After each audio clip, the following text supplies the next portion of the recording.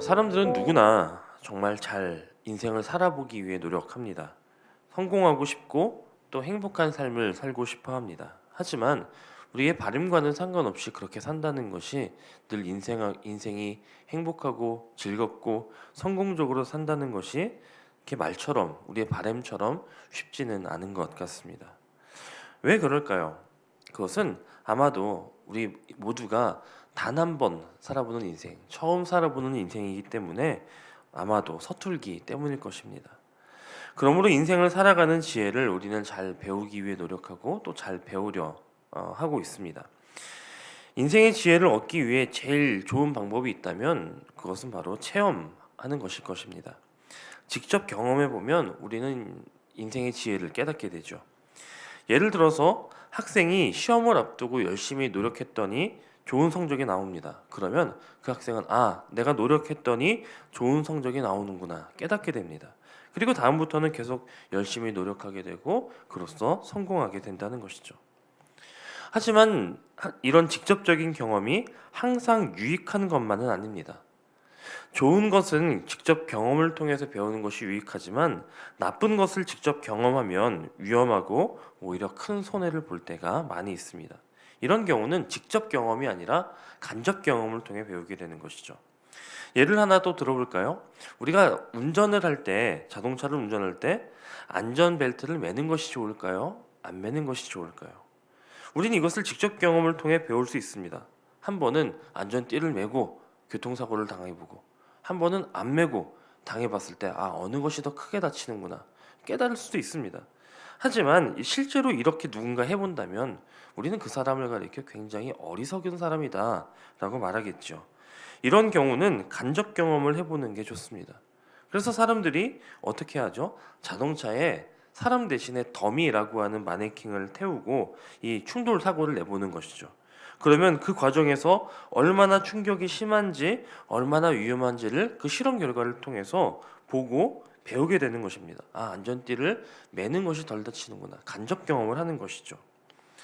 그런데 더 지혜로운 방법이 있습니다. 그건 뭐냐면 이런 사실에 대해서 내가 직접 실험해 보지 않더라도 그 결과를 보고 다른 누군가가 한 것을 듣고 바로 깨닫는 지혜가 간접 경험 중에서도 가장 지혜로운 방법이라고 할 수 있을 것입니다.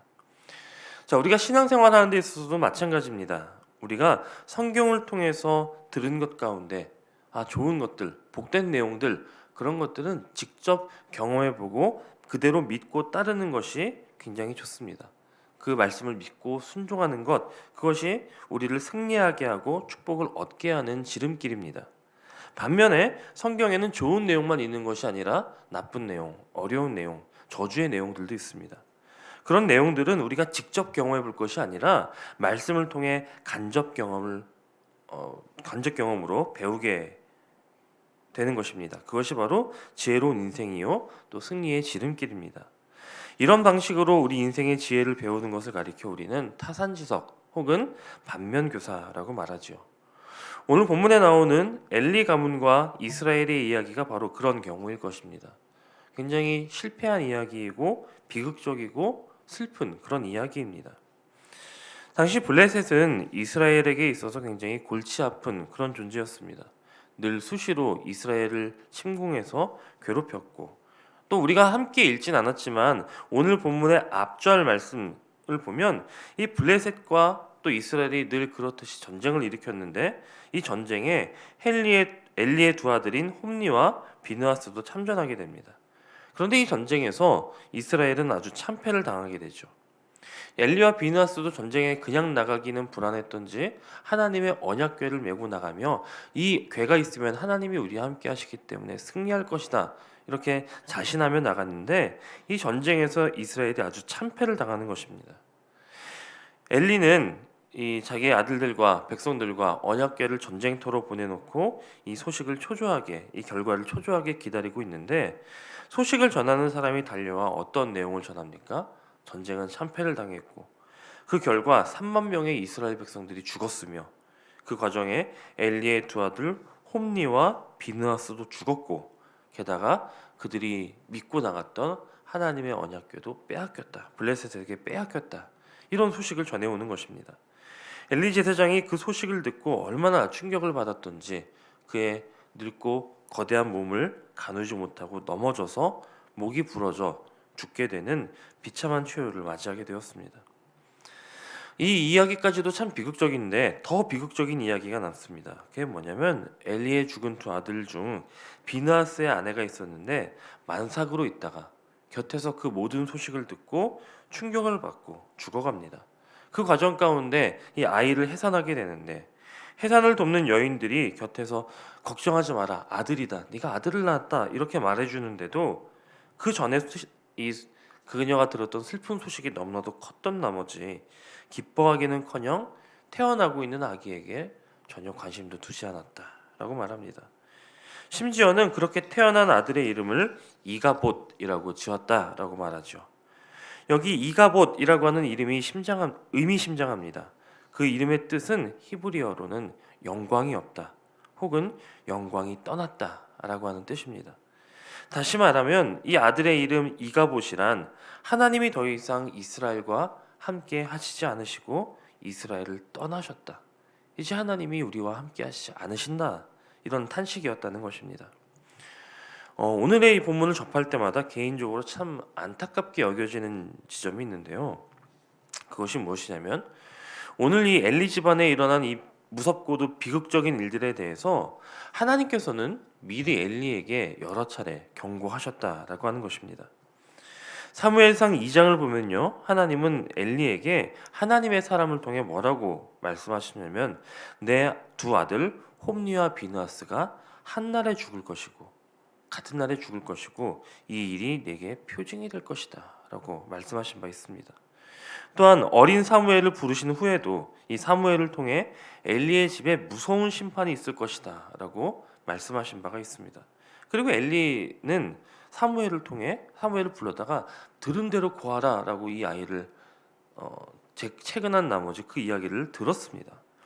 그랬다면 그때라도 그 말씀을 들었을 때라도 그 뜻을 돌이켜야 했다는 것이죠.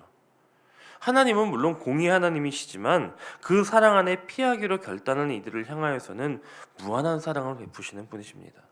우리가 그 사랑 안에 피하기로 마음을 먹었으면 피하기에 늦은 때란 없다라고 하는 것이죠. 정말 하나님의 진노가 눈앞에 이르렀을 때라도 우리가 그때라도 빨리 돌이키면 하나님은 그때에도 그 진노를 참으시고 기다리시고 우리를 사랑으로 품어주시는 그런 사랑의 하나님이시라는 사실을 꼭 기억해야 합니다. 혹 지금 우리의 인생 가운데 오늘 본문에서 우리에게 간접적으로 보여주고 있는 이 엘리의 모습, 또 엘리를 향한 하나님의 경고의 모습이 우리 삶 가운데 느껴지게 된다면, 어떤 말씀이나 혹은 내 마음의 찔림이나 아니면 하나님이 보여주시는 어떤 표징이 있다면 우리는 그것을 느꼈을 때 속히 돌아서야 할 것입니다. 지금 가는 그 길을 점검하고 내가 가는 그 방향을 점검하고 다시 하나님께로 빨리 돌아가야 한다는 것입니다. 하나님의 영광이 이가봇하기 전에, 하나님의 영광이 내게서 떠나기 전에 다시 그 영광을 바라고 소망하는 그 지혜를 여러분 삶의 지혜로 삼게 되시기를 소원합니다. 실상 엘리의 가문을 생각해 본다면 이런 비극적인 결말이 어울리는 집안은 아니었습니다. 물론 그들의 행실을 면면히 살펴보자면 그럴 만한 그런 하나님의 진노를 살 만한 그런 삶이었지만 세상적으로 본다면 사람들이 보기에는 결코 그렇지 않았다는 것입니다. 엘리의 뒤를 이어서 그 아들들이 제사장의 직분을 감당하는 그런 가문이었고요.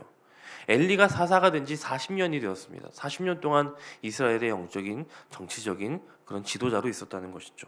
그렇기 때문에 엘리의 아들들이 우리가 아는 대로 제사를 드리는 그 예물을 탈취하고 성전에 있는 여인들과 동침하는 그런 범죄를 저질러도 아무도 그들에게 말하지 못할 정도로 그 집안은 힘이 있고 강한 그런 가문이었다는 것입니다.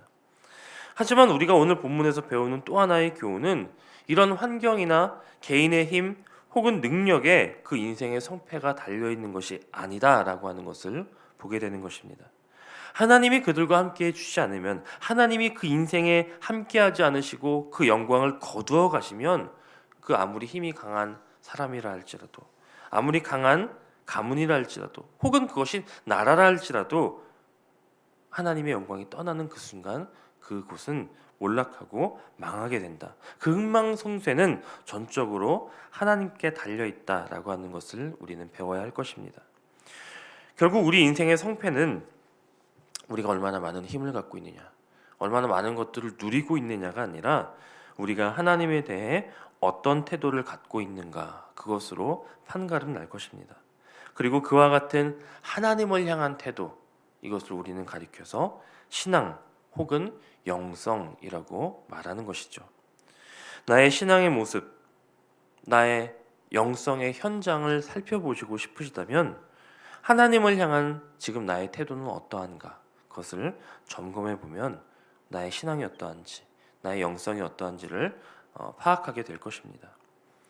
성경은 곳곳에서 반복적으로 우리에게 권면하며 약속합니다. 어떤 약속을 하냐면 하나님을 경외하라. 그것이 너의 인생을 복되고 승리하게 할 것이다. 이것을 약속하죠. 그 약속을 두 구절 여러분과 함께 나누면서 말씀을 마치려 합니다.